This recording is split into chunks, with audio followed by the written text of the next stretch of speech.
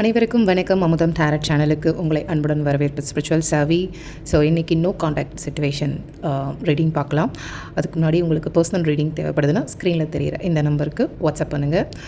கால் வேண்டாம், only WhatsApp message. So as usual shuffle பண்ணி 2 set card எடுப்போம். ஸோ உங்களுக்கு உள்ளுணர்வாக என்ன கார்டு சூஸ் பண்ணணும்னு சொல்லி தோணுதோ சூஸ் பண்ணிக்கோங்க. ஓகே, நான் ரீடிங்க்கு போகலாம். ஓகே, செட் 1க்காக இப்போ நம்ம ஷஃபில் பண்ணி எடுத்துருவோம்.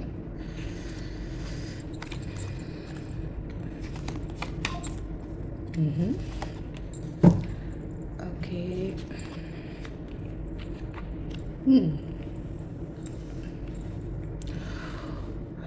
எஸ், நோ காண்டாக்ட் சிச்சுவேஷனில் உங்களுக்கு வந்த கார்ட்ஸ்லாம் பார்க்கும்போது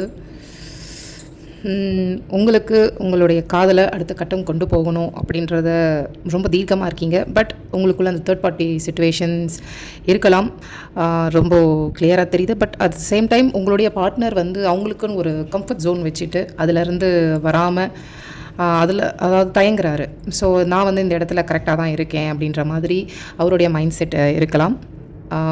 ஸோ நான் ஜென்ரலாக சொல்கிறேன், ஓகேங்களா?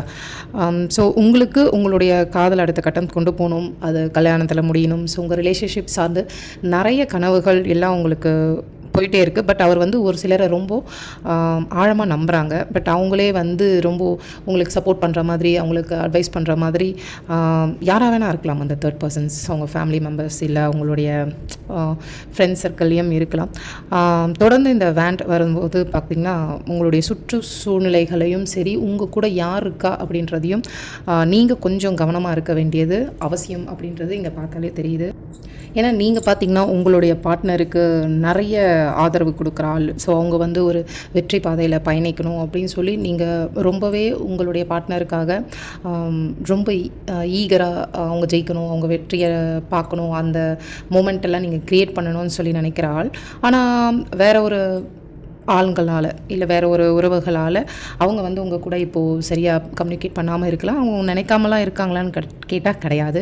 உங்களை பற்றின சிந்தனைகள் அவங்களுக்குள்ளே அதிகமாகவே இருந்துக்கிட்டு தான் இருக்குது. ஆனால் வந்து இப்போதைக்கு அவங்க வந்து ஒதுங்கி இருக்கிறது பெட்டர் அப்படின்ற மாதிரி சில மாய பிணைப்புகளில் அவங்க இருக்கிறாங்க அப்படின்றது மட்டும் இங்கே நல்லாவே தெரியுது.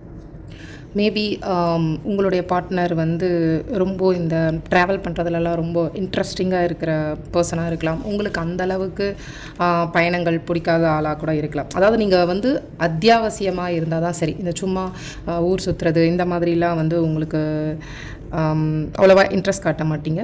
நிறைய உங்களுடைய காதலை பற்றி மற்றவங்க காசிப்ஸ் பேசுகிற அளவுக்கு தான் இருந்துக்கிட்டே இருக்குது. ஏதோ ஒன்று உங்களுக்கு ரொம்ப க்ளோஸானவங்களே அதை நல்லா பண்ணுறாங்க அப்படின்றதையும் தெரியுது. ஸோ உங்களுடைய ரகசியங்களை முதல்ல அடுத்தவங்க கிட்ட சொல்லாமல் இருக்கிறது தான் நல்லது. நீங்கள் இப்போது நோ காண்டாக்ட் சிச்சுவேஷனில் இருந்தாலுமே இப்போ நீங்கள் அவங்கக்கிட்ட பேசலை அப்படின்றத கூட அடுத்தவங்க கிட்ட சொல்லாமல் இருந்தாலே ரொம்ப பெட்டர். பிகாஸ் வந்து நீங்கள் பழகிறவங்கள உங்களுக்கு ஏற்ற மாதிரிலாம் இருக்கிறது ரொம்ப ரொம்ப கஷ்டம். பட் உங்களுக்கு இப்போ இந்த சிச்சுவேஷன் மாறுறதுக்கு மேபி ஸோ இங்கே இருக்கிற நம்பரெல்லாம் வச்சு பார்க்கும்போது 6, 9 ஆர் 3, இது 3 days 3 weeks இல்லை 3 months அதுக்குள்ளேயும் நடக்கலாம், இல்லை 9 days 9 weeks அந்த மாதிரியும் சொல்லி காட்டுது. ஸோ நிறைய சிக்கல்கள் எதிர்பாராத நேரத்தில் உங்களுடைய காதல் வாழ்க்கையில் இருந்தாலுமே அவங்க வந்து உங்களை நினச்சி, இந்த பாஸ்ட்டில் நினச்சி, உங்கள் கூட இருந்த அந்த ஹாப்பி மூமெண்ட்ஸ் நினச்சி அவங்களுடைய விஷயங்கள் போயிட்டு தான் இருக்குது. பட் ஏதோ ஒன்று விஷயத்தை வந்து அவங்க ரொம்ப இறுக்கி பிடிச்சிக்கிட்டு அந்த கம்ஃபர்ட் ஜோன்லேருந்து வெளியவே வராமலே இருக்காங்க. நீங்கள் நினச்சிங்கன்னா அது எல்லாமே மாறும். நீங்கள் நிறையவே இறங்கி கொடுத்து போகிறவங்க மாதிரி தான் இருக்கீங்க. பட் விட்டு கொடுத்தவங்க யாரும் கெட்டு போனது இல்லை அப்படின்ற மாதிரி ஒரு எதிர்பாராத ஒரு திருப்பம் நிச்சயமாக வரும். ஸோ அது உங்களை வந்து நிச்சயமாக சேர்த்து வைக்கும். ஸோ செட் 1 சூஸ் பண்ணவங்களுக்கான ரீடிங் இது தான்.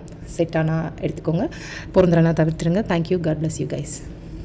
ஸோ இப்போ செட் 2க்கான நோ காண்டாக்ட் ரீடிங் பார்ப்போம்.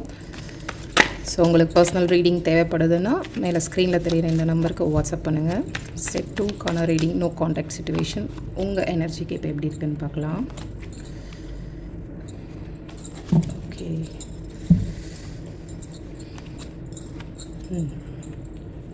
செட் 2 தேர்ந்தெடுத்தவங்களுக்கான கார்ட்ஸ் இது தான்.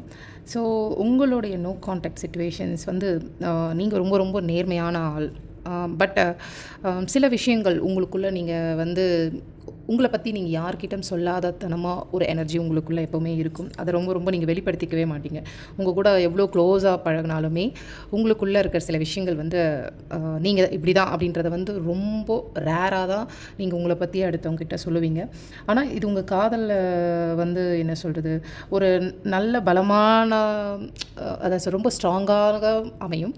அட் த சேம் டைம் இதுவே உங்கள் பலவீனமாகவும் முடியும். ஸோ இந்த நோ கான்டாக்ட் சுச்சுவேஷனில் பார்த்தீங்கன்னா ஒரு ரொம்ப சமயோசித்த புத்தி கொண்டு நீங்கள் ஒரு விஷயத்தையும் நீங்கள் செயல்படுத்தியிருந்தீங்கன்னா இது இவ்வளோ தூரம் வந்திருக்காது அப்படின்றதும் இங்கே தெரியுது. பிகாஸ் வந்து உங்களுக்கு நிறைய எக்ஸ்பீரியன்ஸ் இருக்குது, அதே மாதிரி நிறைய நம்பிக்கை உள்ள ஆள். நீங்கள் நினச்சிங்கன்னா எது ஒன்றும் செய்ய முடியும் அப்படின்ற ஆள் தான். ஆனால் ஈஸியாக சிரிச்சுக்கிட்டே உங்கள் மனசுக்குள்ளே இருக்கிறதெல்லாம் உங்கள் பார்ட்னர்கிட்ட நீங்கள் சொல்லிடுவீங்க.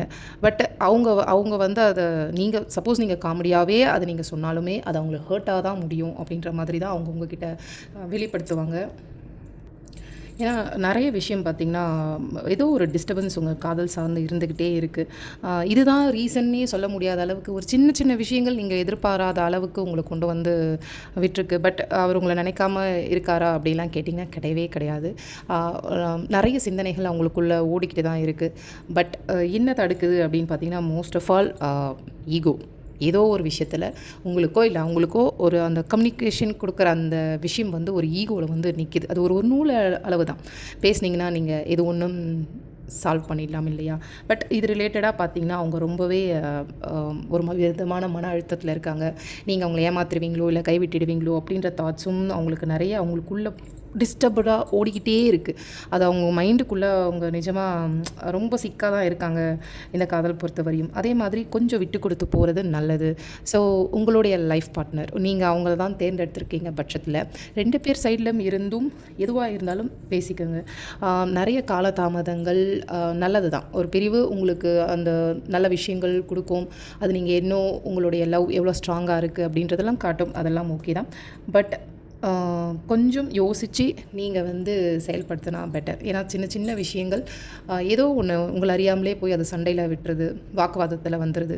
ஸோ நீங்கள் அதை மட்டும் கொஞ்சம் யோசித்து நீங்கள் செயல்பட்டிங்கன்னா, அதான் நான் ஆரம்பத்திலே சொன்ன மாதிரி சமயோஜித புத்தி இருந்துச்சுன்னா உங்கள் காதலை இதை அடுத்த கட்டத்துக்கு கொண்டு போக முடியும். உங்களுக்கு வேறு யார் தேர்ட் பர்சன் வந்து ஒன்று பண்ணணும்னு அவசியம் இல்லை. நீங்களே கொஞ்சம் நேரம் கம்யூனிகேட் பண்ணிங்கன்னா அது ஆட்டோமேட்டிக்காக வந்து ஏதோ ஒரு வாக்குவாதத்தில் வந்து பேசாமல் போயிட்டால் நல்லது அப்படின்ற மாதிரி 2 பேரோட எனர்ஜியுமே அப்படி தான் காட்டுது.